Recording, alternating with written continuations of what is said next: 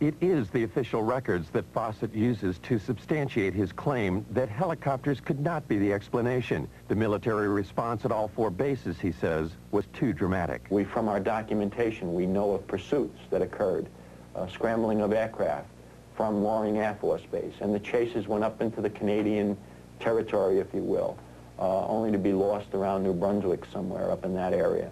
There's no question there were overflights of unknowns, sometimes referred to as helicopters, but if you talk to the people, read the official government statements, it's clear that they were concerned, that there were scrambles of jets to go after these things, that they were being observed by highly qualified people.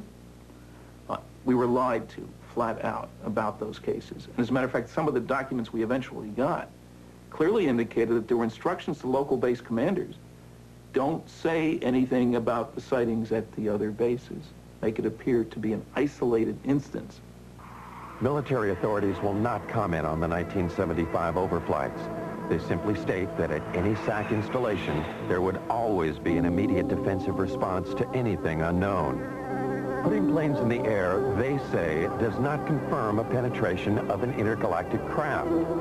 Citizens Against UFO Secrecy, however, refer to other documents they've gotten released by the Pentagon to prove their claims. In May of 1985, we've gotten a document that was classified top secret in 1948, and about a month after its release to the other agencies, its distribution, it was ordered, recalled, and destroyed, each and every copy.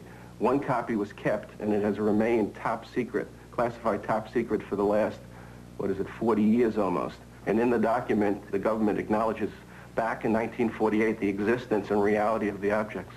The official military position about any document issued before the Project Blue Book investigation is that Blue Book later explained them. This includes a startling document written by a Canadian. Wilbert Smith stated flat out in his top secret memo, and I think it was declassified by mistake, frankly, that this is the most classified subject in the United States, even more so than the H-bomb, and that flat out, flying saucers exist. This is the opinion of one man, a Canadian officer, in 1947.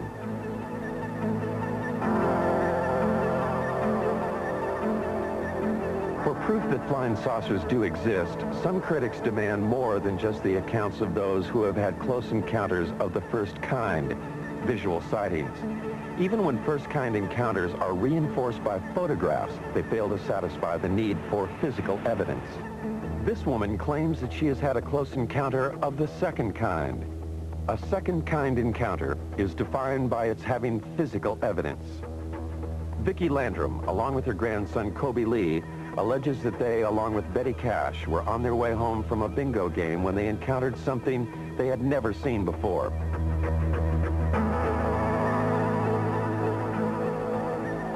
The alleged event took place on December 28, 1980.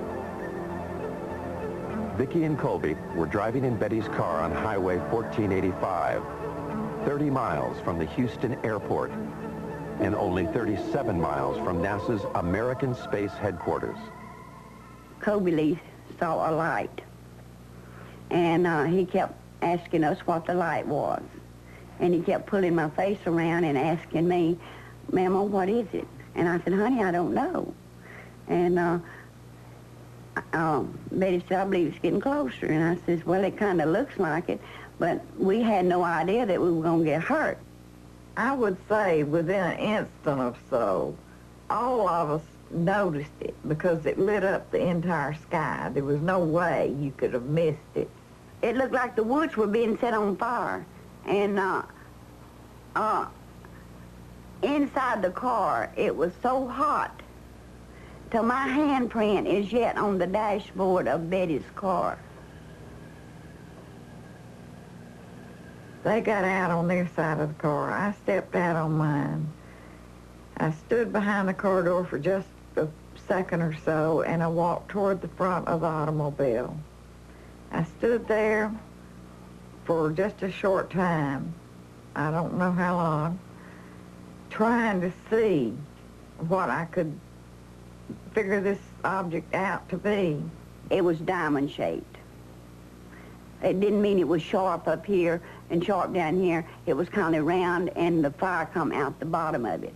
But here was this huge object and flames shooting from it.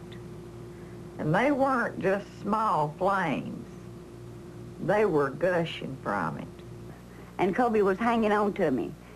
And he was trying to get, he started pulling away from me, and I pushed him back in the car, and I got inside the car and put my arm around him and hugged him up real close to me. We thought it was the end of time. I says, Kobe, don't be afraid. I said, if you see a man, it'll be Jesus. And I said, he'll come to carry us to a better place. He will not hurt you. It was just burning. It was just too much heat. I could not tolerate it. So Vicky screamed and begged for me to get back in the car. Well, I did, but I had to use the end of my leather jacket in order to open my car door to get back in. That's just how hot it was. And when the object lifted and slowly moved over to the right of us, her and Kobe saw some helicopters. There were so many of them, it sounded like a tornado. And we counted 23. I counted 22, really. But Kobe said, there's one more. And I said, yeah, baby, that makes 23. And there were helicopters on both sides and also over the top of the object, or like they were trying to hem it in. The only apparent proof the women have for what happened to them is the illness they claim they suffered as a result of the encounter.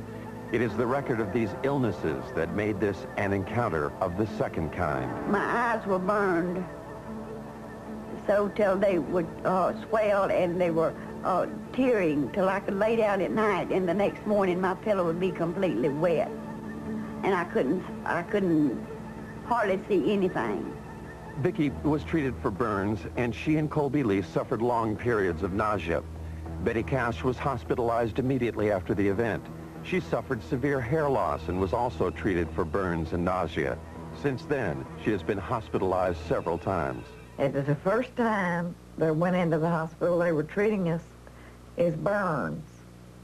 But then, after they found out really what had happened, then they started treating us as radioactive burns. And since, I have had cancer.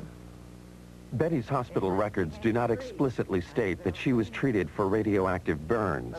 They do state, however, that she exhibited the symptoms similar to someone who might have been exposed to a radioactive element.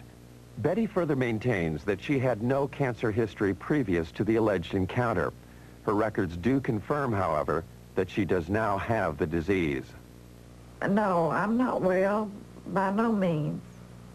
I wish, I pray, that I could be. With the help of Peter Gersten, the New York attorney for Citizens Against UFO Secrecy, the two women have sued the government to find out what it was they encountered that night.